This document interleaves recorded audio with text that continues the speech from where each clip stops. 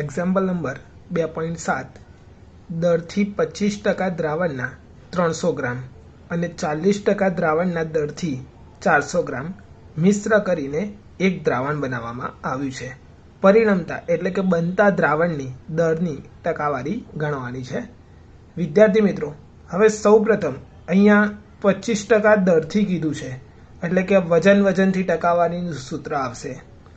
દ્રાવણ અહીંયા 25% દ્રાવણના 300 ગ્રામ અને બીજું દ્રાવણ છે 40% દ્રાવણના દરથી 400 ગ્રામ એટલે કે બે દ્રાવણ છે. તો સૌપ્રથમ આપણે દ્રાવણ 1 માટે ગણીએ. દ્રાવણ 1 માટે હવે એની અંદર વજનથી ટકાવારી માટે percentage W/W is equal to દ્રાવ્યનું વજન છેદમાં દ્રાવણનું વજન ગુણ્યા 100. આ વેટ બાય વેટનું સૂત્ર છે. હવે અહીંયા કીધું છે 25% દ્રાવણના એટલે કે વેટ બાય વેટનું મૂલ્ય 25% આપેલું છે. તો માટે 25 બરાબર દ્રાવ્યનું વજન જે આપણે શોધવાનું છે. તો દ્રાવ્યનું વજન છેદમાં દ્રાવણનું વજન. તો 25% દ્રાવણના 300 ગ્રામ એટલે કે દ્રાવણનું વજન 300 ગ્રામ છે. તો અહીંયા 300 ગુણ્યા 100. અહીંયા 0 ઉડી જાય. 25 અને 3 તો 25 તરી 75 અને દ્રાવ્યનું વજન કરતા થઈ જાય છે. તો માટે દ્રાવ્યનું વજન બરાબર 25 તરી 75 તો 75 ગ્રામ મળે છે આપણને. આ દ્રાવણ 1 માટેની પ્રોસેસ છે. આવી જ રીતના સેમ ટુ સેમ દ્રાવણ 2 માટે કરવાની છે પ્રોસેસ. હવે દ્રાવણ નંબર 2 માટે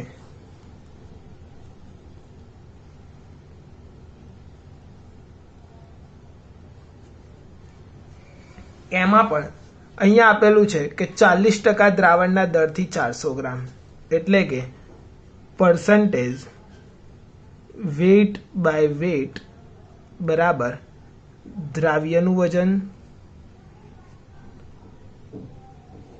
છેદમાં દ્રાવણનું વજન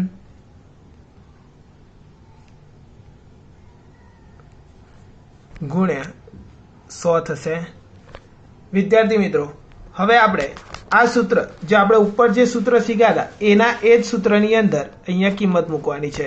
હવે જ્યારે આ સૂત્રની અંદર આપણે જ્યારે કિંમત મૂકી દઈએ તો એની અંદર જે પરસન્ટેજ વેટ બાય વેટ તો આપણને આપેલું જ હતું ઉપર.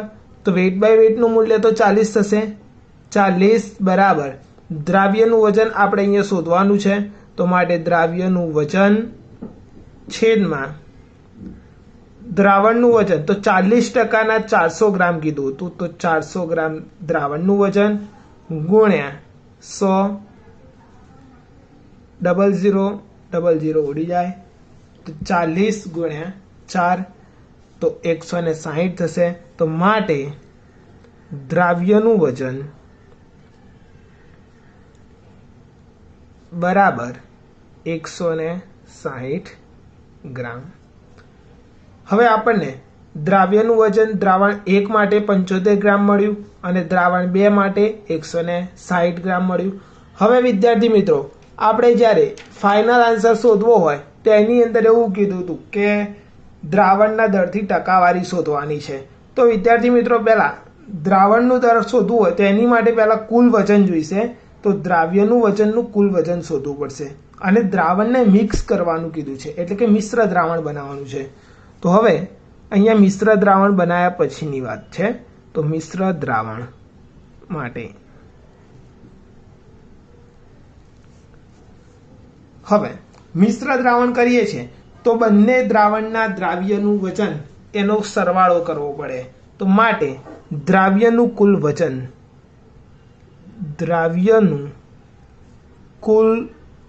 વજન બરાબર પહેલા દ્રાવ્યનું હતું 75 ગ્રામ, તો અહીંયા 75 વત્તા બીજા દ્રાવ્યનું હતું 160, તો અહીંયા 160, તો આન્સર આવે છે 235 ગ્રામ.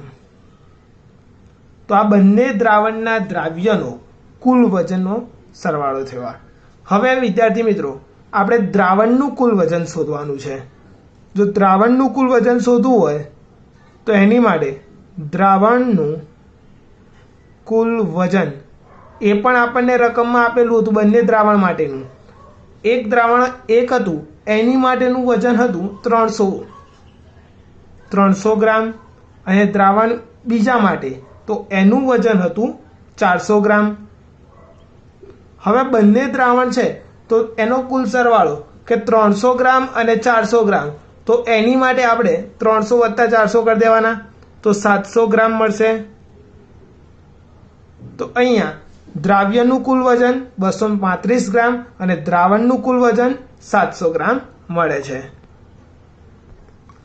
હવે અહીંયા આપણે દ્રાવણની જે દ્રાવ્ય હતું એ દ્રાવ્યના દરથી ટકાવારી શોધવાની છે. તો વિદ્યાર્થી મિત્રો દ્રાવ્યના દરથી ટકાવારી શોધવી હોય તો એની માટે દ્રાવ્યના દરથી ટકાવારી બરાબર, હવે એનું સૂત્ર લખવાનું કે દ્રાવ્યનું દળ છેદમાં દ્રાવણનું દળ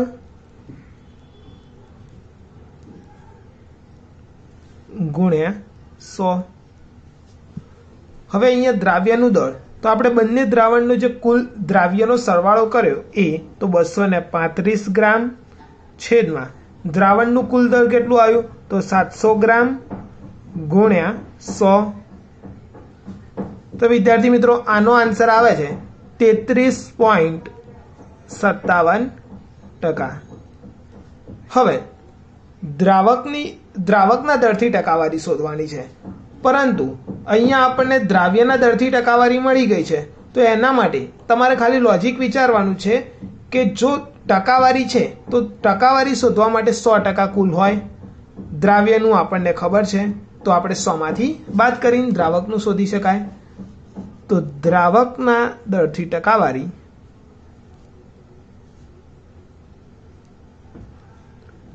બરાબર 100 માઇનસ 33.57.